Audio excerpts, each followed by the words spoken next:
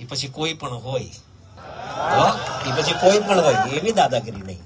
ને મિત્રો, આવો તો કેટલાય નવનીતભાઈ પર કેટલાય અવારનવાર ક્યારેક ક્યાંક બનતું હોય, પણ અમારા ધ્યાન ઉપર જયારે જયારે આ વાત આવી છે ને, ત્યારે કોઈ દિવસ અમારા સોલંકી પરિવારે પાછી નથી કરી. હો મિત્રો, આ બહુ સ્પષ્ટ વાત છે, કોઈ બીજી વાત નથી.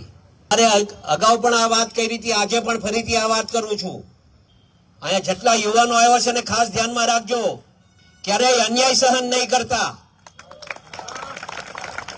આપણે કોઈ પર અન્યાય નથી કરવો, પણ અન્યાય સહન કરવું ને એ બહુ મોટું પાપ છે.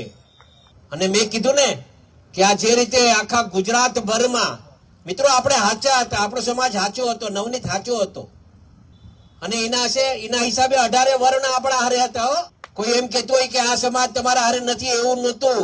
આપણે નામ નથી આપવા, પણ દરેકે દરેક સમાજને એવું લાગ્યું કે આ ખોટું થઈ રહ્યું છે.